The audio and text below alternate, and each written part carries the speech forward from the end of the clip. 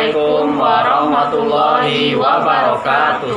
Kami dari kelompok 4 kelas Indralaya yang beranggotakan saya, Tio Muhammad Pardomuan Alfarizi Simanjuntak, saya Hani Julia Putri, saya Yosi Anggraini, saya Kevin Andrea Wijaya, akan menampilkan video tentang pemisahan asam amino.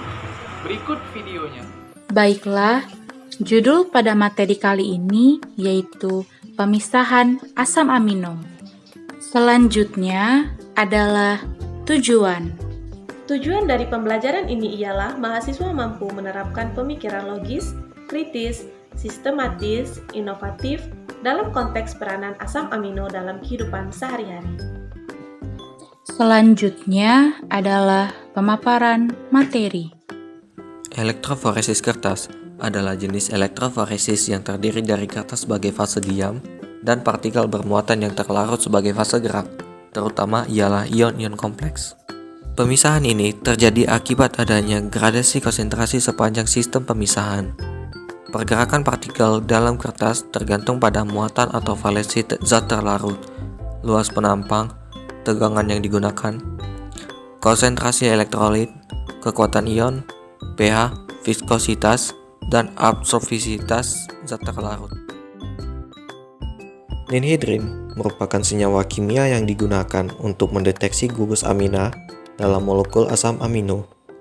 Asam amino bereaksi dengan ninhidrin membentuk aldehida dengan satu atom C lebih rendah dan melepaskan molekul NH3 dan CO2.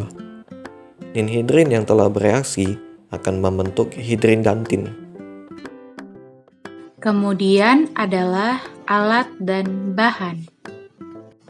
Alat yang digunakan yaitu pipet tetes, rak dan tabung reaksi, gelas ukur, gelas kimia, dan batang pengaduk. Selanjutnya, bahan yang digunakan yaitu ayam dan reagen ninhidrin. Selanjutnya adalah prosedur kerja. Prosedur kerja.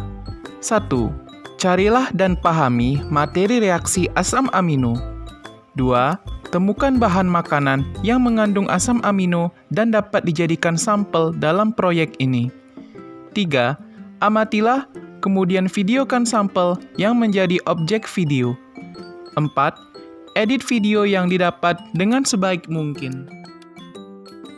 Untuk memahami lebih lanjut mengenai materi reaksi asam amino, simaklah video berikut. Pemisahan asam amino. Metode yang paling sederhana untuk memisahkan asam amino yaitu elektrofisis kertas.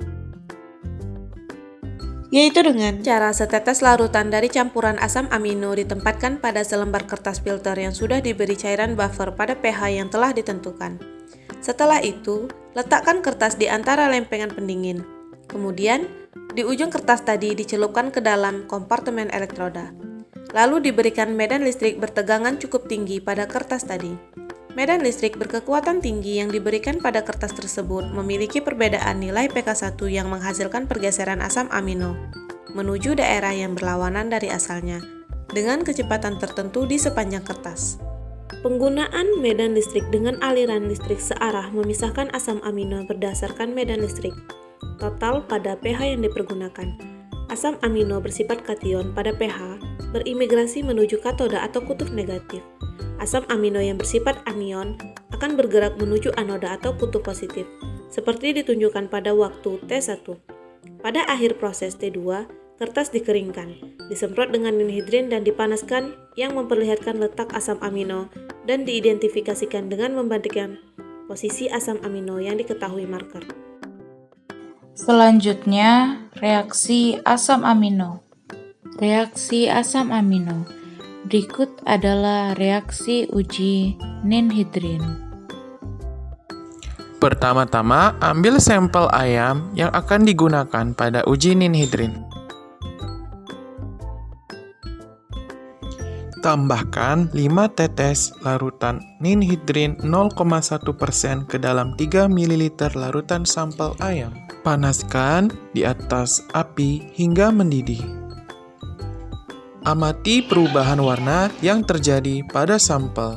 Pada uji ninhidrin, sampel ayam terbentuk kompleks berwarna ungu. Hal ini menandakan sampel ayam terdeteksi mengandung asam amino. Selanjutnya adalah pembahasan. Metode yang paling sederhana untuk memisahkan asam amino adalah elektroforesis kertas. Setetes larutan dari asam amino ditempatkan dalam selembar kertas filter yang telah dibasahi larutan buffer pada pH tertentu.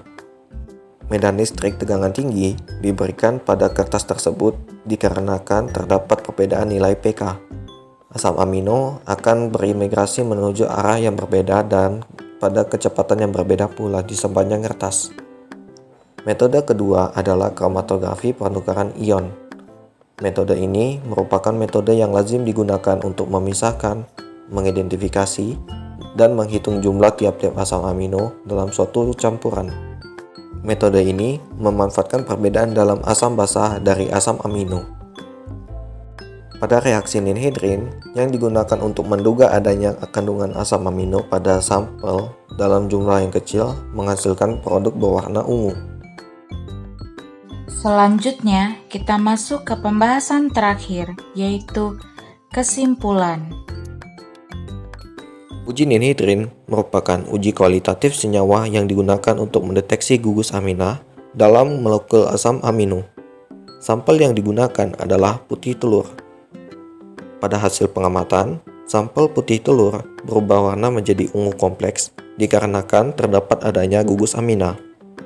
Untuk melakukan pemisahan asam amino, salah satu cara yang banyak digunakan adalah dengan menggunakan metode elektroforesis kertas. Terima kasih telah menyaksikan video kami. Semoga video ini bermanfaat bagi kita semua. Akhir kata, wassalamualaikum warahmatullahi wabarakatuh.